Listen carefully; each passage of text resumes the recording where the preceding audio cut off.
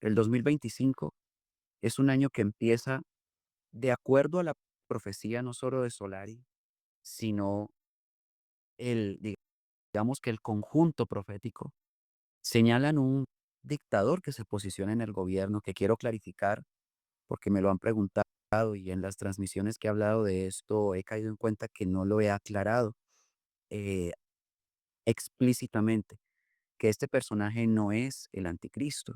Este es un personaje que tiene una figura diferente en la profecía, a la cual o al cual se le atribuye digamos, ser el precursor de una guerra que por supuesto ya existe, pero que en la escalada siguiente él se vuelve protagonista.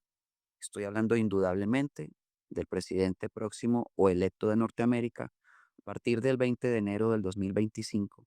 Y ya, de hecho, ya está haciendo las de dictador, ya ha declarado una guerra en contra de los inmigrantes, por supuesto, específicamente hispanos, porque son la gran mayoría que hay en Estados Unidos.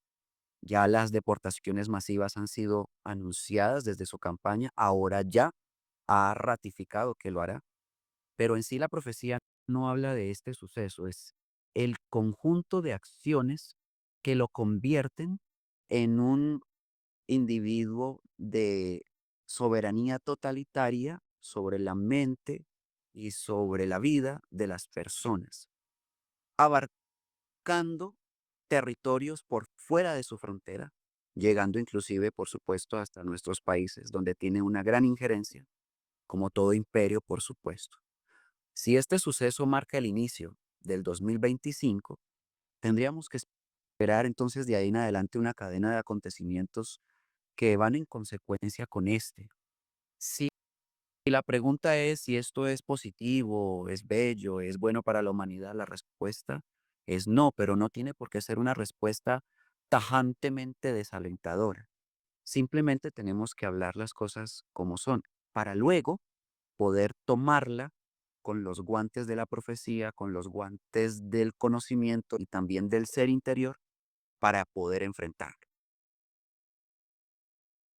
Mariano, ¿quieres preguntar? Bueno, comparto desde lo intuitivo y desde lo que uno puede pensar lo que está diciendo Gabriel. Y sí, vienen tiempos difíciles sin duda, que también son una oportunidad sin duda, como todo tiempo difícil para crecer y para transformarnos. Y inevitablemente estamos acá para vivir estos tiempos. Por algo hemos nacido. ¿Qué, qué nos propones? Nosotros siempre hablamos de estrategias, de estar preparados, de estar lo mejor enraizados a la tierra, los brazos al cielo, pero con cosas bien simples y claras, sencillas, intentando que sea lo más coherente que podamos ser dentro de nuestras sombras. ¿Qué nos propones para estos tiempos con este estado de conciencia de tu estudio? Que, bueno, te invito a que lo amplíes todo lo que quieras, por favor. La respuesta está sujeta a precisamente a un conocimiento de los que ustedes mencionan, que yo he estudiado y he expuesto en diferentes canales y redes. Se llama la lógica de la lógica. Y uno de esos códigos dice que hay tres clases de hombres sobre la tierra, que los primeros están dormidos y dominados por su religión, que los segundos todo lo esquematizan en figuras intelectuales, pero no pasan de allí. Si concuerda con su conocimiento es válido, pero si no lo rechazan, porque es más fácil rechazar que comprobar y esto hace que ese grupo sea mediocre. Y los terceros, más escasos, son los sabios prudentes, los que viven a futuro, los que se ocupan de tener actitudes positivas para enfrentar los acontecimientos por venir. Esto hace que el primer grupo sea el más atrasado, el segundo es intermedio y el tercero, la única esperanza.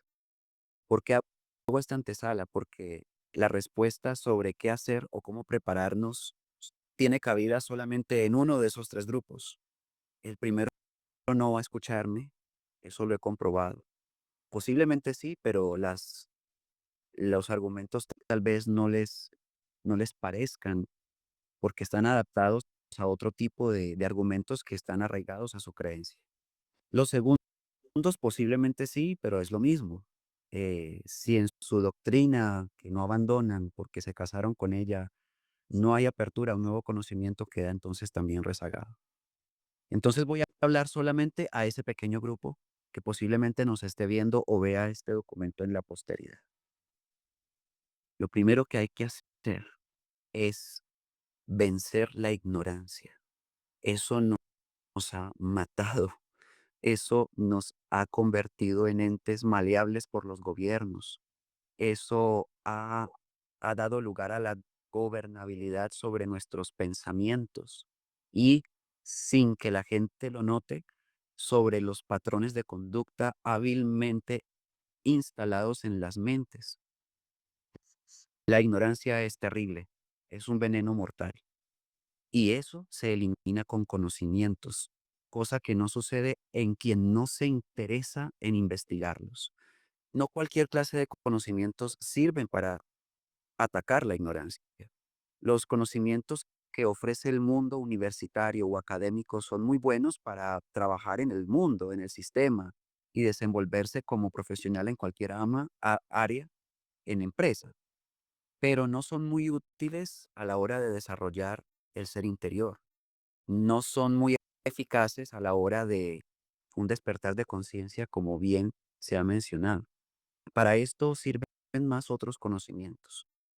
Primero, siempre en el primer lugar de la lista está el que trajo Jesús, sin religiones, sino todo el que pueda investigar su vida y sus actos, inmediatamente se hace más inteligente, hizo facto. Y si es capaz de poner en práctica esa enseñanza en su vida, inmediatamente se convierte en un mejor ser humano, para sí mismo y para todos los que lo rodean. Y se convierte en una antorcha para alumbrar el camino de los demás, solamente haciendo eso. No requiere ni siquiera ser bachiller para conseguirlo. Por eso es que el conocimiento espiritual, siendo de mayor altura, es una maravilla porque está al acceso y cualquiera de este tercer grupo lo puede entender. Los otros dos grupos tienen una dificultad, digamos que muy grande para entenderlo. Lo segundo es todo conocimiento que a partir de tu propio aprendizaje tú puedas producir. Nosotros podemos producir conocimiento, pero a partir de la experiencia personal, aplicando lo que aprendimos o lo que otros nos enseñan. Qué maravilla es que alguien le pueda enseñar a otro cómo perdonar a alguien, a quien detesta hace mucho. Qué maravilla es que alguien pueda consolar a otro con palabras no rebuscadas, ni prediseñadas, ni interesadas. Qué maravilla es que otros puedan mostrar el camino a los demás para salir de un problema, de una aflicción o para desarraigar un defecto.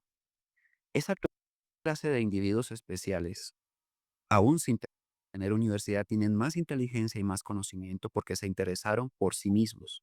Y el primer consejo que yo puedo dar es ese, conocimiento, pero busquen en fuentes que valgan la pena. Por eso, habiendo un mar de fuentes en Internet y pues por supuesto muchas trampas, o muchas religiones, o muchos grupos espiritualistas que no lo son, es mejor buscar lo sencillo, lo que es simple, lo que no tiene apariencias rimbombantes ni extravagantes de espiritualidad. No, es más sensato y honesto lo que es, eh, lo que tiene fondo, lo que no está vacío. Por esa condición, programas como este, por ejemplo, o los invitados que ustedes puedan tener aquí, podrían aportar mucho más a las personas que están en una búsqueda espiritual en, tuan- en cuanto a conocimientos.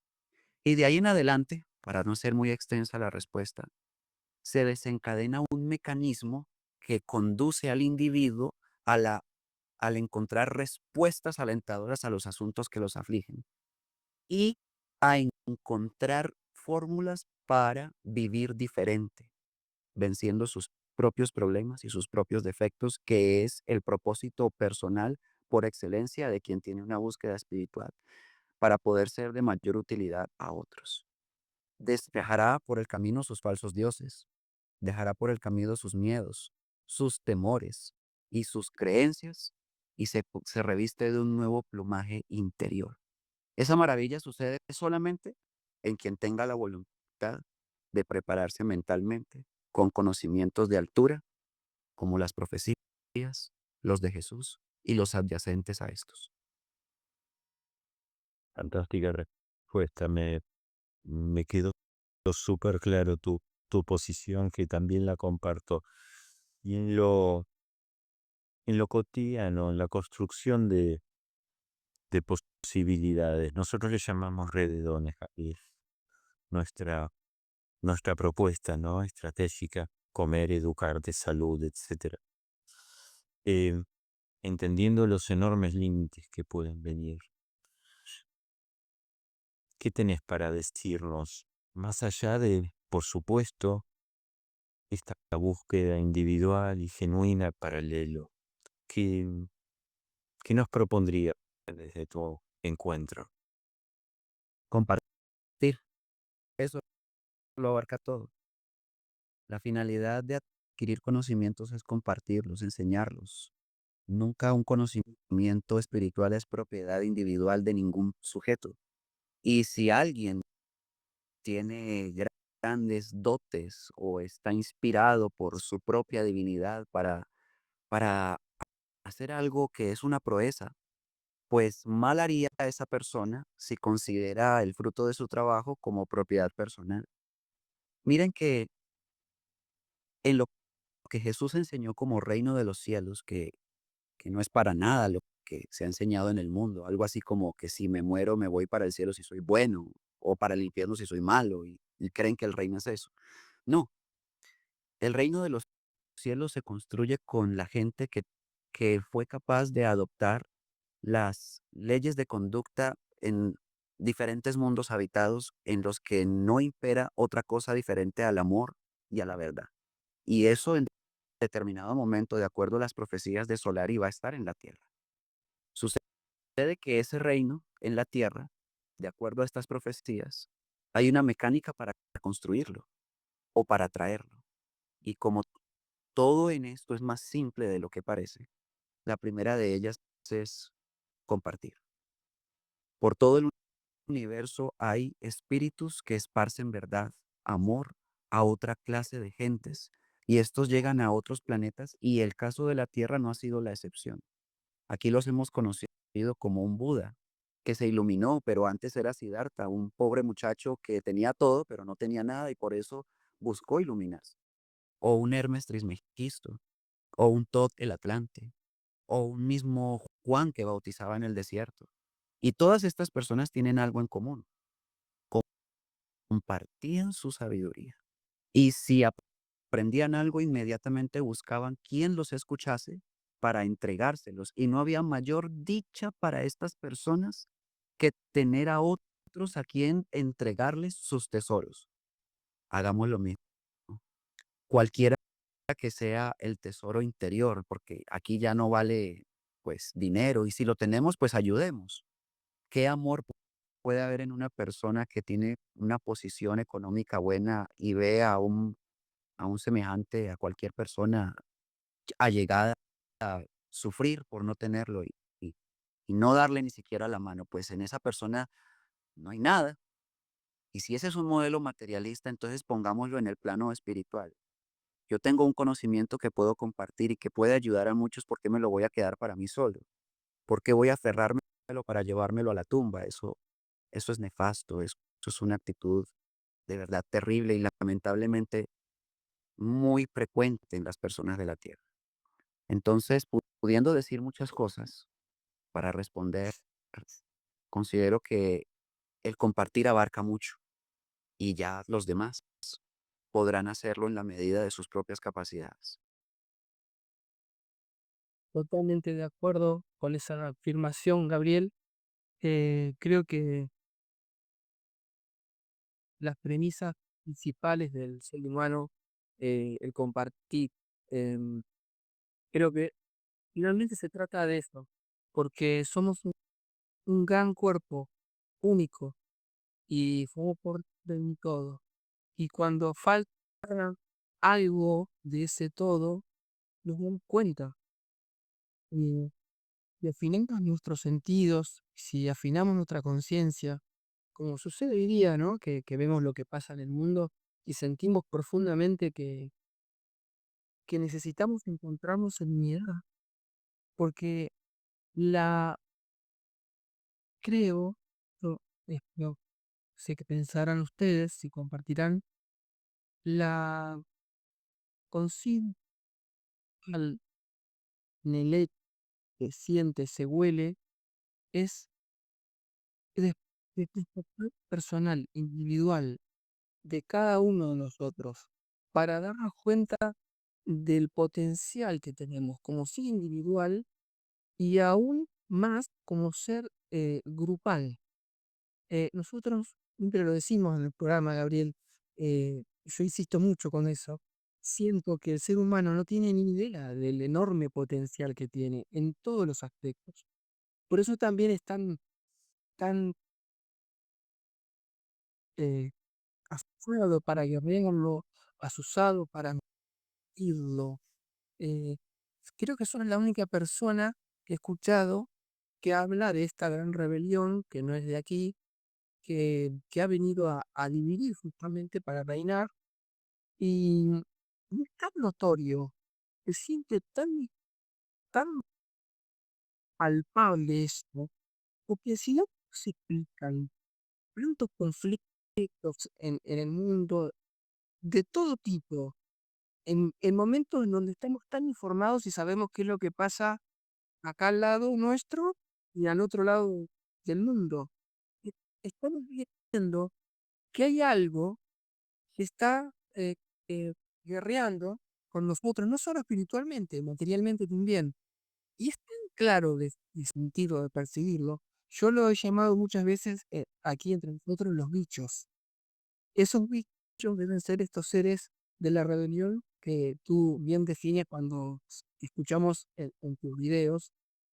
Y si así, bueno, no despierta a ese conocimiento y a esa realidad pronto, porque porque todo el mundo se está destinado a vencer. em, el espíritu, ¿no? Eso ya siempre lo decimos, esta guerra ya está ganada. Ahora, ¿qué, qué sucede en el mientras tanto? ¿Cuándo rajuñará esta bestia mientras se termina de ir, Gabriel? Mucho. Aplicaría la palabra desafortunadamente en esta respuesta.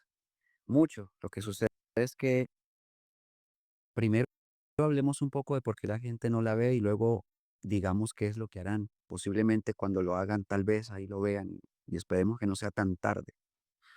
Sucede que yo haría una pregunta a las 95 personas que nos están viendo en este momento. ¿Ustedes serían capaces de matar 1000 personas, 100.000 personas, 1 millón de personas? Las personas que están escuchando. La respuesta para cada uno va a ser sí o va a ser no. Pero estoy seguro que no va a ser tan sencillo decir sí. Yo creo que dirían no. Vamos, si cuando estamos conduciendo y se nos atraviesa un perrito, frenamos inmediatamente porque no lo queremos matar. ¿Vamos a ser capaces de matar 1 millón de personas? Si viene un pajarito y se estrella con nuestra ventana y queda herido y vamos y tratamos de ayudarlo y de curarlo y hasta que se sane la alita, nosotros procuramos tenerlo para luego liberarlo. Y eso lo hace cualquiera de nosotros. Hasta los que nos están viendo deben haber posiblemente hecho eso. Vamos a matar 1 millón de personas. Entonces, ¿por qué es tan fácil detectar la rebelión sin mostrar fotos de reptiloides, ni de draconianos, ni naves espaciales? Porque esas son las pruebas que la gente quiere ver y estoy seguro que viéndolas tampoco creería. Sucede que esta gente no tiene alma y por eso no es gente. El alma es una propiedad única y exclusiva del ser humano. Nosotros no somos entes pensantes como animales racionales, según la clasificación de Homo sapiens que tenemos científicamente. Nosotros tenemos un espíritu que no se considera en esa clasificación y tenemos un alma que nos conduce de una forma no mental y tampoco está considerada en Wikipedia. Sucede que esa alma es la que opone resistencia cuando nosotros vamos a hacer algo que está mal y la opone de una forma que se puede experimentar y no es mental, se siente. Pero estos individuos no tienen ningún problema en matar 1 millón de personas. Cuando ustedes escuchan al presidente del oso, Rusia, el oso en las profecías, Rusia, y escuchan cómo ha actualizado su doctrina nuclear, él se nota que no tiene ningún problema. La frialdad con la que dice que va a bombardear nuclearmente a que se meta con ellos es única. No cabe duda que lo va a hacer. Por eso Solari dice que Rusia juega con la guerra sin saberlo y la hará y la estallará. Pero cuando escuchamos al de Norteamérica es lo mismo. Podríamos decir que simplemente es una retórica de quién es el más fuerte en el discurso, pero 2 guerras mundiales anteriores nos han demostrado que esto no es simple retórica. De verdad hay individuos sin alma detrás de esos escritorios con el botón listo para ser oprimido. Lo que quiero decir es que no es solamente el que oprime el botón, lo que bien has denominado bicho. Son los que planificaron la guerra, son los que hicieron las armas, son los que establecieron el modelo capitalista y comunista desde antaño. Primero el capitalista, que los autores son los mismos que los que hicieron el comunista en contrarrestación al capitalista, y la resultante fue la polarización o la división de todo el mundo. ¿Quiénes hicieron eso? Ideológicamente son capaces de matar más personas que disparando un arma. ¿Cuántos han muerto por conflictos ideológicos establecidos por personas perfectamente eh, conscientes, que es que no es la palabra correcta, pero utilicémosla para que se entienda la idea de lo que estaban haciendo? Sí, hay bichos en la tierra. No son humanos, aunque su aspecto diga que sí, pero no tienen el alma nuestra y no son capaces de buscar la luz, que es el anhelo de nosotros. A ellos no les interesa en lo más mínimo un perfeccionamiento humanístico, todo lo contrario, les interesa tener el poder a costa de lo que sea y de a quien tengan que matar. Por esta condición, sí se puede ver la rebelión en la tierra. La palabra demonio trae muchas imágenes a la mente de la gente por culpa de las religiones o las películas, pero no es nada de lo que esto ha mostrado. La palabra demonio aduce un ser espiritual desprovisto de alma y por ende proclive a la destrucción de todo lo que sea vivo y lo que haya sido creado por un alma, valga esta redundancia, creadora anterior a todo lo que existe. Y esto es lo que está en la tierra con forma humana, con forma de presidentes, con forma de líderes religiosos poderosos, con forma de tantas cosas que podríamos mencionar y que si las personas aplican la fórmula de Jesús, por sus frutos se conoce al árbol, son fácilmente detectables. Gabriel y Mariano, le voy a hacer una pregunta a colación de lo que venía diciendo recién. ¿Tenés idea o hay una estima? Capaz que es muy básica mi pregunta. ¿Qué porcentaje de estos seres sin alma hay actualmente en el planeta? 13 millones, primeramente. Y eso ya aduce, sí, y eso ya aduce muchas otras respuestas a la gente que, bueno, que investiga un poquito sobre esto. No, además, es algo muy amplio. Y hay entidades y por también están en la Tierra. Hay entidades sí, parasíticas. Quiere decir que parasitan el pensamiento y el aura de la gente, empezándola y llenándola de pensamientos que no son propios, pero la persona inocente no se da cuenta de eso. Y esto también hace parte de este orden, estas entidades, o como quieran llamarlo, posiblemente espíritus, que no son humanos tampoco, eh, que están en una dimensión astral, también hacen parte de esta rebelión. Es decir, que no toda es corpórea. Bueno, Jesús habló de un espíritu infernal, también lo habló Pablo de Tarso cuando dijo que nuestra lucha no es ni contra carne ni contra sangre, sino contra principados y huestes de maldad que vienen de regiones celestes. Esos son extraterrestres. Regiones celestes, eso es fuera de la Tierra. Y regiones es bas- regiones del universo de las cuales provienen. Bueno, sobre eso hay mucha información ya publicada y en síntesis, la rebelión es muy grande, es más grande que los presidentes del nuevo orden mundial y todo esto que la gente ve por televisión. Precisamente vencer la ignorancia implica también conocer todo este asunto, pero lo que podemos utilizar como punto de partida es que, como ya lo mencioné, no existe el alma en ellos, porque nunca la tuvieron, porque su procedencia no es la misma que la nuestra. En el principio del origen del todo, nosotros fuimos primero y ellos fueron mucho después y ahora están en la tierra como un parásito en nuestro intestino o en nuestro cuerpo, o como un parásito en un perrito, como cuando tiene pulgas o garrapatas. Es equivalente a la enfermedad que sufre en la tierra con este problema de la rebelión. Y como todo parásito, siempre se busca preservar la vida del que fue parasitado, no del parásito, porque la vida que más importa es del que es atacado, no del parásito que lo atacó.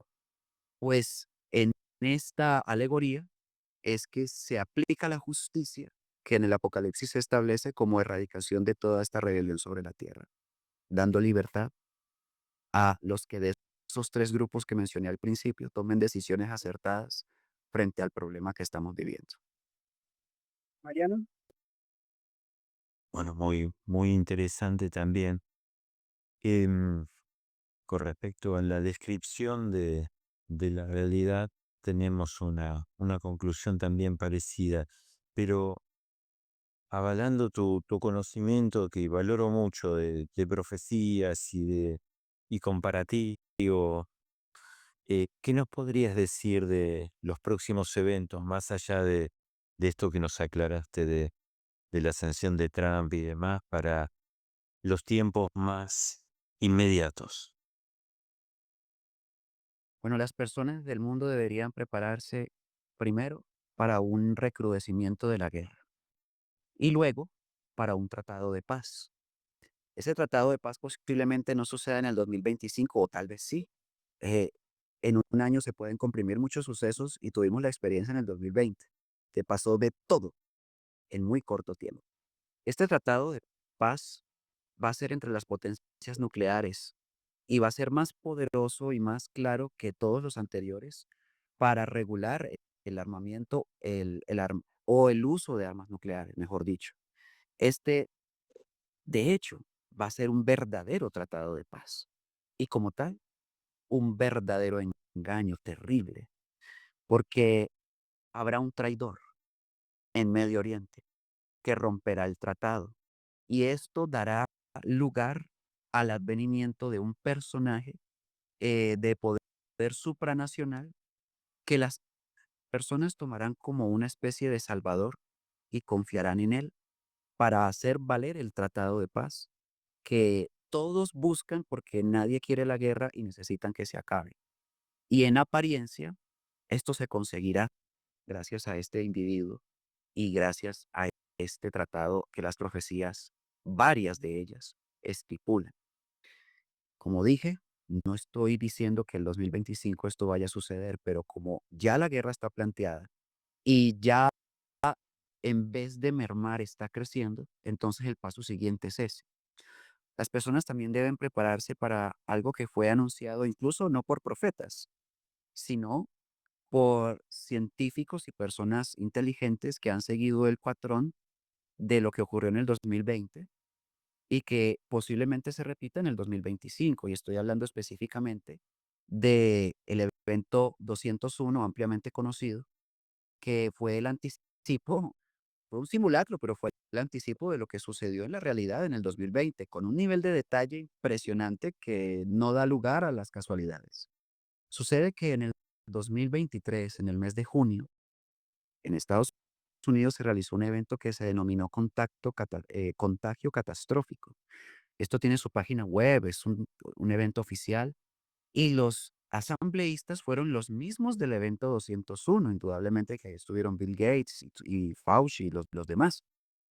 Y advirtieron de la inminencia de una nueva pandemia para el 2025 por un síndrome también tipo coronavirus, eh, también respiratorio, pero más agresivo, que se llama SEARS por sus siglas, y que este síndrome va a ser más difícil de detener, va a dañar a más personas, ya no en un rango avanzado de edades, sino a todos, y que el mundo, por lo tanto, debe tomar medidas para prepararse frente a esto, y nosotros sabemos eso qué significa.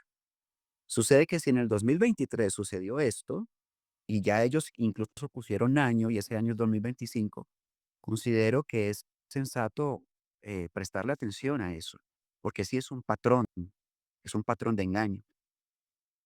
Eso implica que la experiencia nos tiene que servir y ya sabemos que las soluciones a nivel sanitario frente a este tipo de problemáticas no son, no son para nosotros, no son benéficas para nosotros. Hay que recurrir a alternativas y bajo esa condición, lo mejor que las personas pueden hacer es desconfiar de este tipo de medidas al momento que aparezca la problemática y nos la quieran plantear. Si tenemos esos dos sucesos para el 2025, ya tenemos un panorama más o menos claro de lo que podría sucederse en contra nuestra. Y también podríamos plantear sobre ese terreno, desde ya, qué vamos a hacer para enfrentarlo. Bien, las profecías que hablan del resto amarillo, ¿dónde viene el resto amarillo? Después del pacificado, este que mencionaba recién con el tratado de justamente de paz por el tema del armamento, o antes que, ¿dónde viene ese recio amarillo que dirá va y en ofuscación irá? Sí, ese es China. También está Es eh, correcto. cifrado como el dragón en el mismo Solari. Viene la tiniebla del dragón que pareció dormido en una profecía. Y está cifrado como el tigre en la profecía del devenir, que es pleyadina, pero es del mismo orden de las de Solari. Mm, es un poco difícil ubicar con certeza en qué momento es que esto va a suceder, pero de acuerdo al contexto de esa profecía, China podría ser el traidor, el que rompe el tratado, precisamente. Si es en Medio Oriente, entonces hay un solo nombre, el pequeño país que está de Gog contra Magog en este momento. Pero si es en sí el Oriente como tal, entonces puede entrar China y Solari es muy claro cuando dice que se dice que hay paz, pero China en ofuscación rompe, o sea, va en contravía y como tú lo has mencionado, lo va a hacer. En este momento es un tigre agazapado, guarda silencio, aparentemente no se involucra en nada de manera directa, pero ¿quién nos sabe a estas alturas que es uno de los ejércitos más poderosos del mundo y que posiblemente él solo podría hacerle frente a toda la OTAN o a toda Rusia o a los dos juntos? Porque Rusia hace alarde de sus misiles Oreshnik, que ya son 10 Mach, o sea, 10 veces la velocidad del sonido. Eso no lo detiene nada. Y ya dijo Putin que tiene hasta para regalar, tiene demasiados. Pero nadie sabe que tiene China. Bien, Sucede que es probable que, concluyendo, sea China el que rompa el tratado y entre en la guerra. yo siempre sospeché que no era China, que era Corea del Norte ese recio amarillo. Pero bueno, es una potencia con armas nucleares también. Sí, es que el amarillo, por eso es que es un poco complejo a la hora de ubicar, porque el amarillo en sí, en la profecía es el oriental, el que tiene ojo rasgado. Ya habiendo un grupo tan amplio que cumple con esa calificación o esa característica, nos toca recurrir a otros argumentos de la realidad geopolítica de los países para poder intuir cuál es realmente. Corea del Norte puede ser. Lo que pasa es que comparando el poderío militar de Corea del Norte, que es mucho, con el de China, ahí se queda pequeño. China tiene más. China es más poderoso. Geopolíticamente, China, según mi parecer y mi estudio, tiene a Corea del Norte como una especie de perrito ladrador que asusa para que llame y ejerza algún tipo de temor en sus contrincantes por todo lo que significa Corea del Norte para el mundo occidental y el hecho también de que haya desarrollado y que tengan más nucleares. Que la verdad es que muchos sospechan de que esos armas vienen de China también, no solo de fabricación de Corea. Entonces, dada la personalidad del dirigente principal de Corea del Norte, la personalidad, la arrogancia con la que se muestra hacia el mundo, ese recio, comparado con el gatito manso Xi Jinping, que también se muestra como un manso gatito, que sabemos que no lo es. China es el dragón y el tigre a la vez. Pareciera como si Parravicini se dirigiera especialmente con esas palabras del recio, según mi sentir y parecer, a un Corea del Norte, con las circunstancias actuales. Eso es una gran posibilidad. Y si es Corea del Norte, entonces es un problema grave, porque ya conocemos el líder que tiene, las acciones, las armas que ha expuesto, y tiene capacidad para cometer una gran traición llegado el momento. Indudablemente que la conexión que tú has mencionado es muy buena, porque tiene mucha lógica. Quería preguntarte respecto de este tema también, y disculpa a Mariano que está de guardia en el hospital donde trabaja y ha tenido que seguramente de atender alguna consulta. Ahora seguramente va a aparecer otra vez. Em, cuando Parravicini en una de sus profecías habla de que hay un planetoide que va a chocar contra el colofón de la Tierra. ¿Se refiere a esto que se ha puesto de alguna manera en boga con los libros de JJ Benítez? No sé si ha sentido hablar del libro de Gog de JJ Benítez, donde menciona que en el año 2027 va a llegar un gran asteroide que va a chocar contra la parte del hemisferio norte de la Tierra, en la zona del Triángulo de las Bermudas, por ahí. No sé si estás al tanto de ese libro, de esta información. Y JJ Benítez, perdón, Paravicini, en una de sus profecías, en uno de sus libros, habla de esta posibilidad también. ¿Dónde coloca tú y Sí, indudablemente que Parravicini tiene una, sino unas tres psicografías donde especifica el choque de un astro contra la Tierra. Bueno, siendo que no soy versado en la literatura de JJ, sí puedo hablar acerca de lo que en las profecías esto significa. Lo que pasa es que esa profecía está conectada con todas las que refieren el cambio de eje terrestre. Ya el cambio es otra cosa, eso es posterior a la guerra, pero casi que simultáneo, que habla de los 9 tiempos, está simplemente que eh, las detonaciones atómicas alteran el rompimiento del terrestre. Sin embargo, esto está planificado ya no por la rebelión. Es que el rompimiento del eje terrestre es un acontecimiento que tiene que darse y está planificado por las fuerzas tutelares de la creación que tienen como objetivo eliminar el problema de la Tierra. Recuerden cuando hice la analogía del parásito.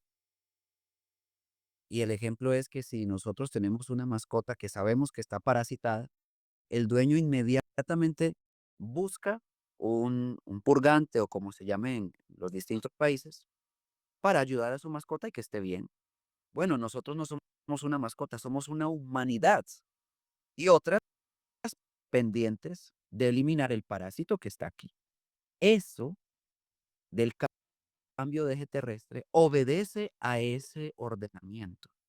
Y si un astro se choca contra la Tierra, no es un accidente, es parte de ese plan.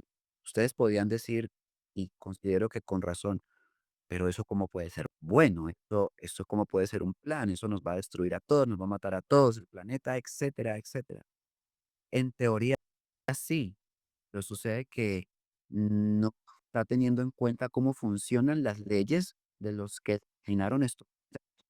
La humanidad terrestre que esté ubicada en zonas específicas de la Tierra, indudablemente huyendo de la guerra, esto va a sucederse, específicamente en América del Sur, bajo muchas profecías, no solo de Solari, sino también de Jesús y demás, eh, están contempladas dentro de un plan de preservación al momento en el que esto suceda, puesto que el cambio de eje erradica el parásito.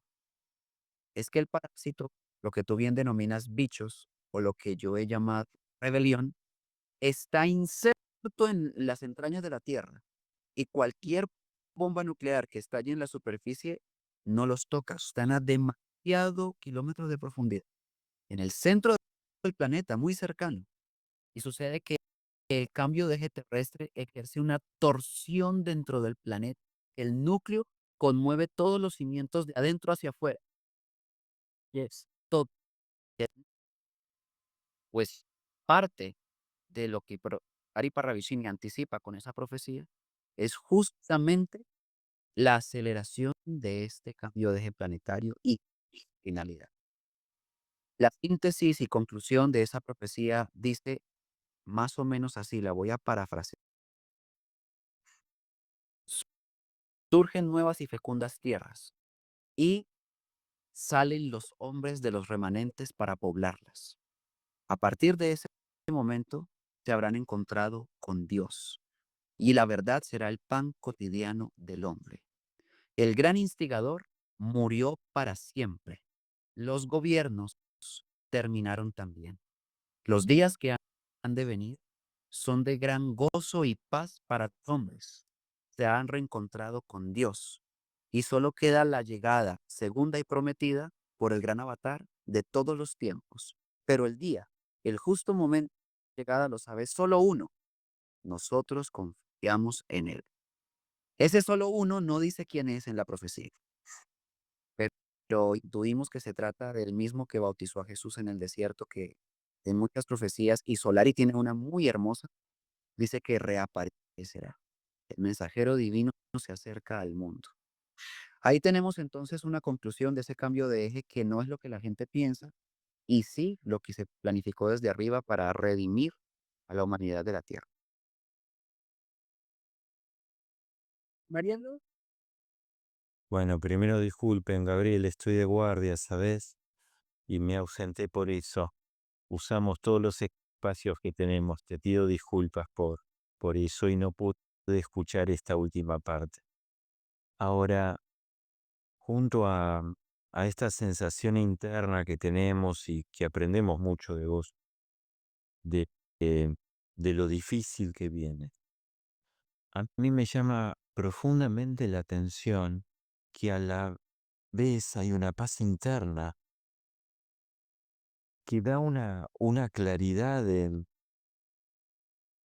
el camino que me cuesta mucho traducir y me cuesta mucho compartir también, porque cuando hablamos de los que ven una verdad y no la sienten verdad y de evidencias y todo este tipo de cosas, que el mundo y el sistema se está cayendo es obvio, más toda esta enorme posibilidad de resurgir, em, que en nosotros está clara, de decir, esto hay que hacerlo y no lo hacemos solos. Es muy difícil de transportarlo en puente a las demás personas. Y simplemente siento que esto se hace en tribu, que esto lo hacemos cada uno siendo un eslabón, ¿no? En conexión. ¿Cómo lograr esta paz sea un anhelo más en común y que nos atrevamos realmente a vivir ese mensaje de Jesús, ¿no? De deja todo y seguidme.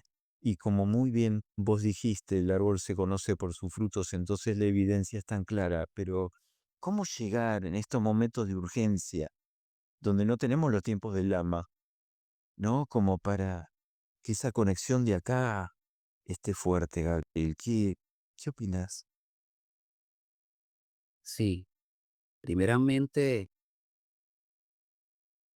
te felicito y los felicito a los dos por esa calidad de las preguntas que ustedes me hacen, que son profundas y son importantes. Y con respecto a la paz, sucede que hay una mala interpretación de la paz en la tierra. Las personas consideran que pueden llegar a tener paz si sucede una serie de acontecimientos que se la otorguen, o sea, como de afuera hacia adentro. Y es al revés, completamente a la inversa. La paz sucede no de lo que otros hagan por ti o para ti, sino que es la consecuencia de lo que tú eres capaz de hacer por otros. Y en la medida que tú lo haces, el efecto es paz interior. Es la paz que da el cumplimiento. La paz está mal asociada a estados de quietud, de serenidad, de profunda meditación o de silencio, que son necesarios en la vida de todos nosotros, pero para tomar fuerzas, para tomar grandes decisiones y hacer grandes cosas, no para quedarse estático, inmóvil, en tanto todo se derrumba, sin hacer nada por nadie, procurando salvarnos nosotros mismos solamente. Esa conducta no le trae paz a las personas, porque es una conducta egoísta. Y como el egoísmo no es natural dentro del alma humana, el practicarlo trae zozobra y la gente no identifica por qué. Pero el alma humana naturalmente sí concibe el amor, la comprensión y toda clase de actitudes que hagan que el individuo sea proclive a hacer algo por otras personas. Entonces, para no redundar, la paz es el efecto de lo que yo hago conmigo para ser útil para otros. Y en tanto las personas sean capaces de encontrar la fórmula para hacerlo, para ser útiles, van a tener paz aunque el mundo se esté despedazando. Van a tener decisiones emergentes de gran sabiduría en los peores momentos de la humanidad y las gentes los escucharán, aunque antes hubiesen sido menospreciados o simplemente desapercibidos. Aparecerán de repente en ese momento tan álgido, pero serán porque han construido la paz previamente. Eso no sucede así por creencia o de la noche a la mañana. Si queremos ayudar a que la gente tenga paz, yo creo que el primer paso es que nos toca, o más bien, nos toca dar el primer paso a nosotros, ser ejemplo, que la gente nos vea serenos frente a calamidades graves y tomando decisiones asertivas frente a ellas y se acerquen y nos digan, ¿cómo es que haces esto? Y es una apertura para poder enseñarlo sin cátedra, sino con consejo y con acciones. Así las personas pueden interesarse en obtenerla y sobre todo, lo más importante, pueden quitarse la venda de estar pensando que la paz es la ausencia de un conflicto bélico o que la paz es lo que imponga el presidente que acabó con la guerra civil. No, porque mientras esa paz exista en los países, que la hay en varios, la gente vive en conflicto también. A pesar de eso, en conflicto en su casa, con su familia, con las personas más allegadas, es irascible y mientras viva en esa ceguera, no tiene paz, si nunca. Eso es lo que yo puedo decir al respecto.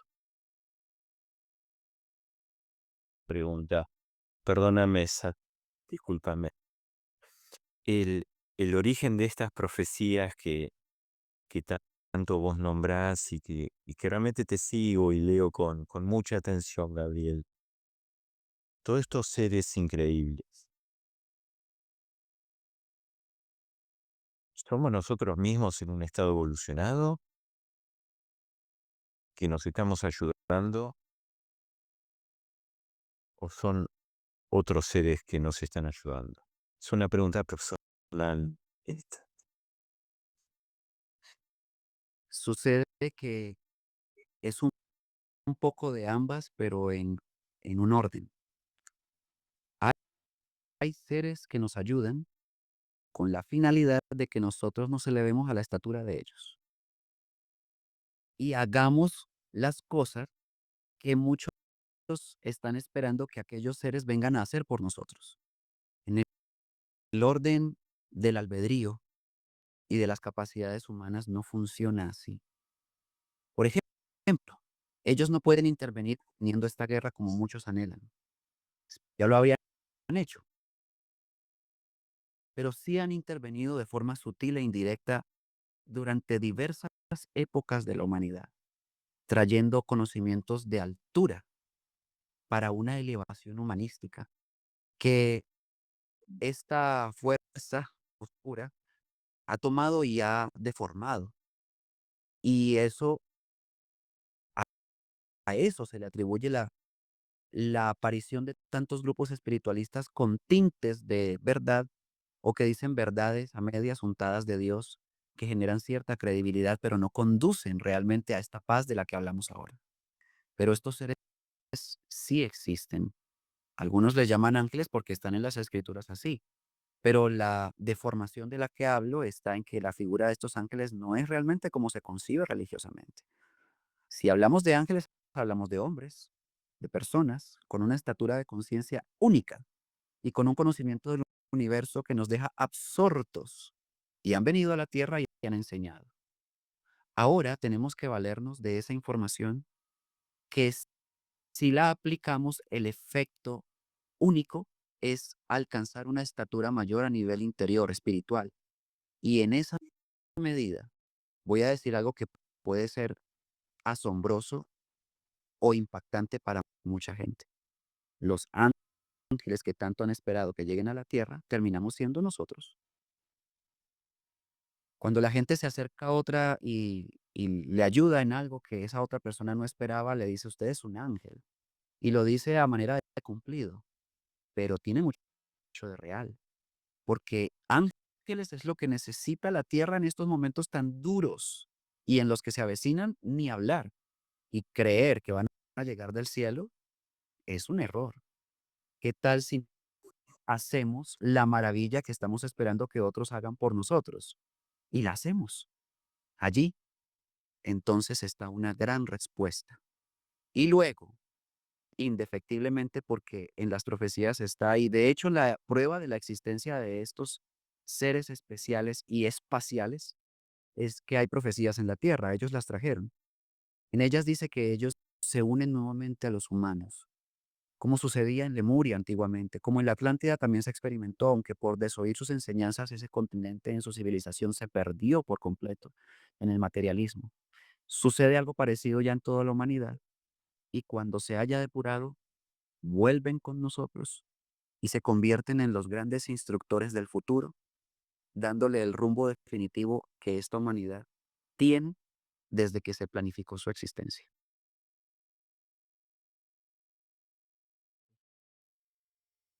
Bueno, Mariano, Gabriel, como para ir cerrando este maravilloso encuentro, quiero hacer también una pregunta personal. Luego puedes hacer la tuya, Mariano, para cerrar. Que tiene que ver con que, más allá de este presente aparentemente hostil y en los hechos también de alguna manera, ¿cómo lo definirías vos, Gabriel, al momento actual? ¿Somos afortunados de estar en este momento preciso, aquí ahora, en este planeta? Si sabemos quiénes somos, sí. Si ignoramos quiénes somos, somos grandes desdichados. Y no solo por la guerra, es que la desdicha está en ignorar eso, específicamente. Si nosotros sabemos quiénes somos y los principios en los que se fundamenta nuestra existencia, entonces no tomaremos caminos desacertados, ni serán extraños, ni, ni, ni llenos de errores y de fallas. En ese sentido, Nosotros somos afortunados de tener existencia, vida, pensamiento, capacidad de discernimiento, de ver las verdades en medio de las mentiras y poder emplearlas, de en medio de tantas tinieblas hacer que la luz resplandezca con con las acciones y las enseñanzas que podamos impartir. Y si nos preparamos para hacerlo, no habrá absolutamente nada de esta fuerza tenebrosa que pueda destruir eso. Me gustó mucho y creo que tiene cabida en la respuesta a tu pregunta una, una especie de analogía que hacía una vez una persona que es anónima, no sé quién sería, que explicaba que físicamente, es imposible que la oscuridad venza la luz de un cerillo o un fósforo, como llamamos en Colombia. Y es ciertísimamente claro que un solo cerillo derrota toda la oscuridad de una caverna. Eso es una maravilla y es un principio real. Si funciona en la física, funciona en el espíritu. Somos afortunados de entender y de hacerlo. Excelente. Excelente analogía. Mariano, Vos sabés que también comparto tan profundamente eso y entiendo que uno es 1.000.000 o más cuando logra su estado evolutivo. Entonces, la posibilidad de la transformación para mí es un hecho si logramos transformarnos. Más, hay algo que necesito construirlo en mi mente y encontrar solución. Yo entiendo la gran manipulación, creo entenderla, o creo entender algo de lo que puede llegar a ser la gran manipulación que hay en el planeta, ¿no? Pero cuando esto pasa en cada ser humano individual también, cuando te pasa con tu ser más querido, con tu hermano, en donde de repente actúa de una manera como si estuviera alienado y toda su historia de su vida de amor se transforma en un no. Y entiendo que es muy probable que acá haya una manipulación también. Yo me pregunto, ¿qué hacer? Más allá de inspirarlo a que se busque, a que encuentre su paz, su refugio en la divinidad, que obviamente es una salida, pero cuando el otro no lo quiere ver y persiste, y uno siente esa necesidad de tribu y de amor tan profunda, ¿qué, qué me propones en esos casos? Jesús siempre es mejor que yo y que cualquier persona para esta clase de cuestionamientos. Ver qué hizo Él y qué haría Él es la respuesta para nosotros que necesitamos y trabajamos para ser al menos un poquito parecidos a Él. En la paciencia que hay que tener y en la tolerancia que hay que tener y en el amor que hay que tener con quien no nos entienda, ni no nos comprenda, ni nos tenga paciencia. Uno de los errores más graves que comete el ser humano es responder mal por mal o abandonar cuando se considera una causa perdida a otra persona, pero por alguna razón desconocida esa persona sigue estando allí, al lado, pudiendo ser impregnado de lo que nosotros podamos darle. Si se va, pues es diferente, no podemos ayudarlo, pero estando cerca, y el caso específico fue nuestra familia, tal vez nuestros hijos, tal vez nuestra esposa, tal vez nuestros padres. Entonces, nos toca no desfalles.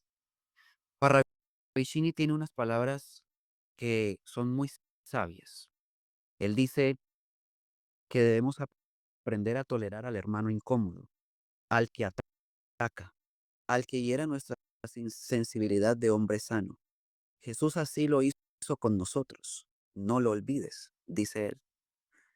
Y si en algún momento no somos escuchados en nuestra buena intención de ayudar a otro a entender lo que nosotros ya entendimos, tenemos que comprender que las otras personas tienen dificultades diferentes a las nuestras para entender lo mismo. Pero si tenemos un poquito de paciencia, o mucha, posiblemente en el tiempo podamos finalmente ayudar. Eso fue lo que Jesús enseñó en su accionar.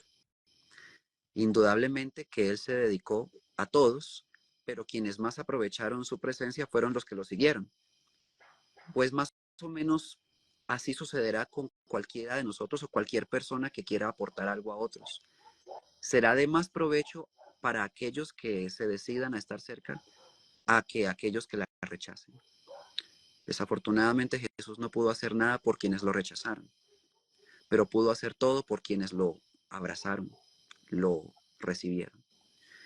Ese principio debemos tenerlo nosotros en cuenta para comprender este fenómeno en el que es más fácil rechazar que comprobar para mucha gente y nos genera cierta frustración a nosotros a la hora de no conseguir, bueno, ayudar.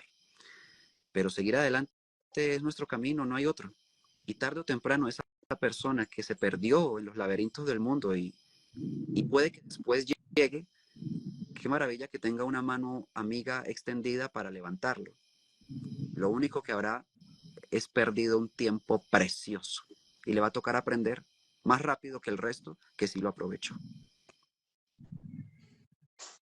Muchas gracias por una hermosa respuesta. A disposición del cielo. Gracias, Gabriel. Gracias de corazón. Gracias Gabriel por este nuevo encuentro. Ojalá que eh, podamos continuar con ellos y sabés que aquí, en este lugar del mundo, sobre todo en esta bendita Patagonia, el sur del sur, te esperan dos amigos con el corazón en la mano para cuando dispongas. Muchísimas gracias. Ese momento posiblemente llegue muy pronto porque el próximo año tengo planificado ir a Argentina. Bien, Entonces, buscaré la forma de poder visitarlos. Muchísimas gracias de corazón. abrazo. Gracias por este encuentro. Gracias hermano, gracias a todos aquellos que nos han acompañado en este vivo y este programa queda grabado para ser difundido y disfrutado sobre todas las cosas.